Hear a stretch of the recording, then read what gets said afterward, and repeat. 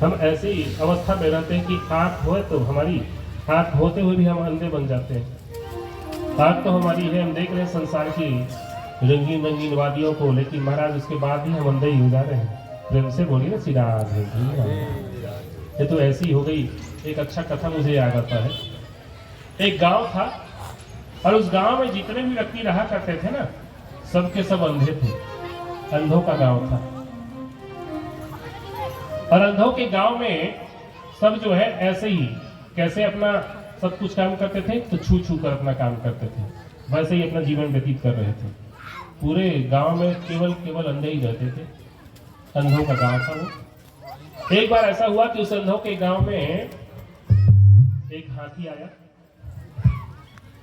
Ton ton की घंटी जब बजी, हाथी के गले में जो घंटी बंधी रहती है ना, वो बजने लगी। जब गांव में हाथी आया तो अंधों ने एक दूसरे से पूछा कि कौन आया है, कौन आया है। ऐसी घंटी की आवाज तो हमने सुनी नहीं है। किसी ने कहा कि हाथी आया है। महावत जोर जोर से चिल्ला के बोल रहा था। वो जान रहा था कि अंधों का गांव है, अंधों का गांव है तो सबको बताना पड़ेगा। बोले हाथी है, हाथी आया है आप सबके गांव में। बोले हाथी? ये कैसा हाथी है, क्या होता है हाथी? बोले बड़ा सा जानवर है। अच्छा, लेकिन तुम लोग देख कैसे पाओगे, तुम लोग तो अंधे हो। अंधों ने कहा हाँ ठीक बोलते हो भैया, हम देख कैसे पाएंगे, लेकिन देखो ऐसा है कि हम ना छू करके जान लेते हैं। महावत ने कहा कि हाँ छू करके देख लो भाई। अब हाथी है, आंखें नहीं है तो ऐसे नहीं देख पाओगे, तो छू करके देख लो। अब हाथी को सब गांव वालों के बीच में खड़ा कर दिया महावत ने। अब सब गांववासी जो बुजुर्ग व्यक्ति थे ना वहां पर 8-10 लोग, वो लोग अपने अपने दरवाजे पे खड़े थे, सामने आए ऐसे ऐसे छूते छूते और हाथी को छुआ। तो जितने जितने लोग ने हाथी को छुआ, अब 8-10 लोगों ने छुआ कि हाथी कैसा होता है, क्या जानवर है, कैसा जानवर है। और सब के सब एक हिस्से को थोड़ी छुए। किसी ने पूंछ को छुआ, किसी ने सूंड को छुआ, किसी ने कान को छुआ, किसी ने पीठ को, किसी ने पेट को, अलग अलग अंगों को छुआ इन्होंने, अंधों ने। अब महाराज वो हाथी वाला जो महावत था वो कुछ दान वान लेकर के चला गया। अब इधर अंधों में जो है थोड़ी मोड़ी लड़ाई होने लगी। बोले कमाल हो गया, इतना बड़ा जानवर आया था हमारे गांव में और उसका नाम हाथी है, और कमाल हो गया। एक ने पूछा कि तुमने छुआ तो उसको कैसा लगा? बोले ऐसा है कि वो एकदम पतला सा है और उसके किनारे में जो है सबसे सिरहाने में थोड़ा बालों का गुच्छा है, एकदम पतला होता है हाथी। बोले कमाल करते हो यार, पतला कहाँ होता है?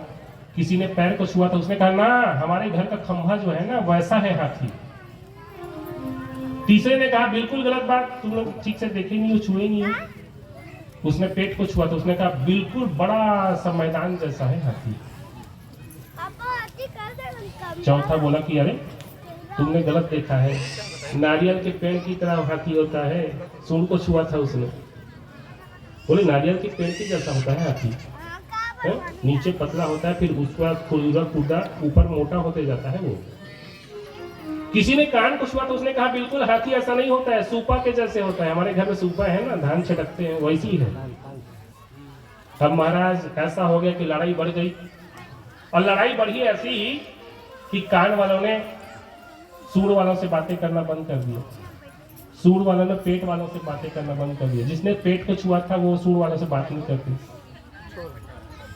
सूंड वाला दल बन गया, पूंछ वाला दल बन गया, पैर वाला दल बन गया, पेट वाला दल बन गया। एक दल होता तो ठीक बात है, यहाँ तो ये दल वो दल, दल दल दल दल दल दल, ये दल दल बन गया। ऐसे ही होता है ना, हम भी पार्टी के नाम पर खूब लड़ते हैं, इस दल में उस दल में, पर है तो मानव ही। भूल जाते हैं कि मानव का परम धर्म क्या है। हम संसार में ही रह के लड़ने लग जाते हैं। प्रेम से बोलिए ना सीधा राधे। इसमें कहा, तुलसी बाबा जी ने कहा कि देखो ऐसा है कि नियरे हो सोझत नहीं, लानत ऐसी जिंद। हम समझते हैं कि हम आंख वाले हैं, हम संसार को देख रहे हैं, यानी कि परमात्मा को भी देख लेंगे। अरे ऐसे साधारण आंखों से परमात्मा को थोड़ी नहीं देख पाओगे। हम तो उसी अंधों के गांव के अंधों के जैसे हैं। हमने जिसको छुआ, जिसको देखा, हम उसी को सत्य मान लेते हैं।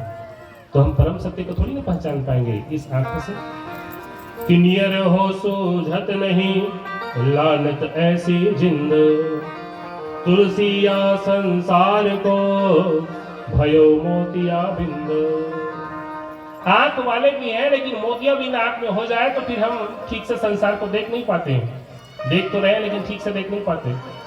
अब उंगली को ऐसे करके उठाएं, एक कितना उंगली है तो 2 बोलेंगे, कोई 3 बोलेंगे, क्योंकि मोतिया बिंद का शिकार हम सब हो चुके हैं।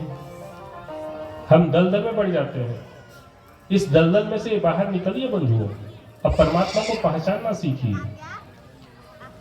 कि जाने बिनु ना होई परती, बिनु परती होई नहीं प्रीति।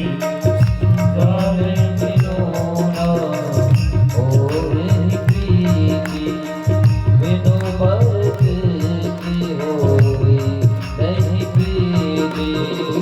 जाने बिनु ना होई परती, बिनु परती होई नहीं प्रीति।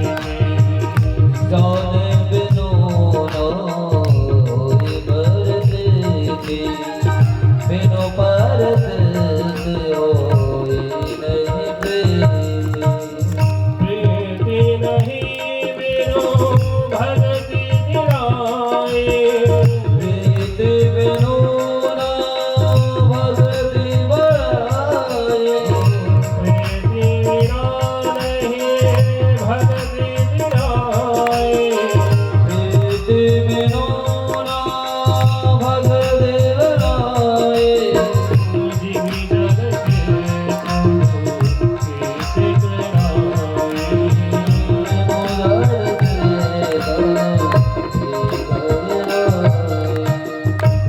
जब तक जानोगे नहीं भगवान को पहचानोगे कैसे? और जब तक पहचानोगे नहीं तब तक परमात्मा से प्रेम कैसे करोगे? जाने बिनु ना होई प्रतीति, बिनु प्रतीति होई नहीं प्रीति। प्रीति बिना नहीं भगत दिनाई, जिमी जल के खलती चकनाई।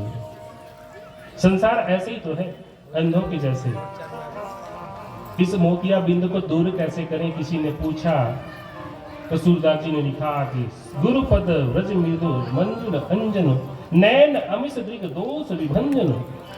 गुरुजी बनाओ और वही गुरुजी जो आपको परमात्मा से मिला कर देंगे, वो गुरुजी जो है परमात्मा से मिला देंगे आपको। इसलिए कहा यदि आंखों में धूल पड़ जाए तो गुरु रूपी चश्मा को जरूर पहनो, ये परमात्मा का साक्षात्कार करा देगा। तो गुरुजी कैसे हो, किसी ने पूछा तो बोले गुरुजी कैसे हो, इसका उत्तर तो केवल यही है, पानी पियो छान कर तो गुरु करो जान कर। ये गुरुजी ऐसे तो नहीं बना लेते हैं। पिताजी ने उसको गुरु बनाया था तो हम भी उसके बच्चे को गुरु बना ले।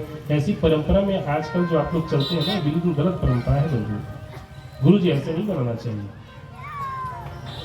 व्यास जी महाराज जब पहले समझ ना पा रहे थे तो नारद जी ने अपने पूर्व जन्म का वृत्तांत भी सुनाया। बोले कि ये वीणा देख रहे हो ना, ये वीणा देख करके जो मैं नारायण नारायण नाम का गान करता हूँ ना, ऐसे में वीणा थोड़ी नहीं मिली थी। मैं भी पहले दासी पुत्र था, उस जन्म में दासी पुत्र रह करके संतों का आशीर्वाद प्राप्त किया और एक बार भगवान का दर्शन भी किया, लेकिन प्रभु का साक्षात्कार ठीक से न हुआ, बहुत रोया था। तो भगवान ने कहा था कि अगला जन्म जब मिलेगा ना तुम्हें तब उसमें साक्षात्कार होगा। मैंने अपना सारा जीवन केवल एक मंत्र को रटते रटते ही निकाल दिया। कौन सा? ओम नमो भगवते तुभ्यं वासुदेवाय धीमहि प्रद्युम्नाय निरुद्धाय नमः संकर्षणाय च। इस मंत्र को रटते रटते जीवन नारद जी ने पूर्व जन्म में जब दासी के बालक थे, वो दासी का पुत्र थे, तो महाराज ऐसे ही जीवन को इस मंत्र को जपते जपते निकाल दिया। और ऐसा हुआ कि संतों का सानिध्य मिला था, इस मंत्र का प्रभाव था, इसको लेकर के नारद जी को अगला जन्म मिला तो वो भगवान ब्रह्मा के मानस पुत्र बन गए। लेकिन फिर भी प्रेम का रंग नहीं लगा था। ज्ञानी तो थे, विज्ञानी थे, भगवान के नाम को अच्छा गाते थे, लेकिन फिर भी वीणा उनके हाथ में न थी। एक बार की बात है, स्वर्ग में ऐसे ही संगीत का कार्यक्रम हुआ और उस स्वर्गलोक में जो गायन करते थे उसमें से दो गंधर्व जन थे, एक का नाम था हाहा, दूसरा का नाम था हुहू। हाहा और हुहू, हम लोग बोलते हैं ना हाहा हाहा हुहू। ये हाहा और हुहू जो है गंधर्व है, ये भगवान को हंसाने का काम करते थे, देवताओं को हंसाने का काम करते थे, गायन का काम अच्छे करते थे। एक बार की बात है, स्वर्गलोक में ऐसी गायन की कार्यक्रम हो रही थी। ये हाहा हुहू जो है गा गा कर सबको रिझा रहे थे, सबको हंसा रहे थे। और ऐसे हुआ, इसी सभा में जो है नारद जी भी बैठे हुए थे। सब के सब इनकी गान को सुनकर सब खड़े होकर के नाचने लगे, गाने लगे। नारद जी चुपचाप बैठे थे। भगवान ने इशारे से कहा कि तुम क्यों नहीं नाच रहे, तुम क्यों नहीं गा रहे? तो नारद जी ने कहा कि देखिए ऐसा है कि हमको तो संगीत आता नहीं है।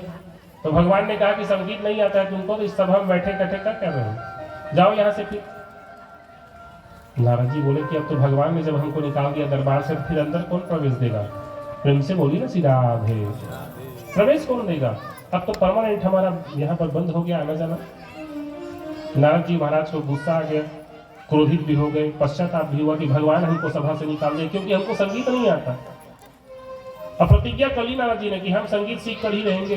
किसी से पूछा तो किसी ने बताया कि देखो ऐसा है कि हिमालय पर्वत जो एक उल्लू रहता है, उल्लू, वो आपको बढ़िया संगीत सिखाएगा। ये उल्लू जो है, सुने हैं इसकी आवाज कैसी होती है?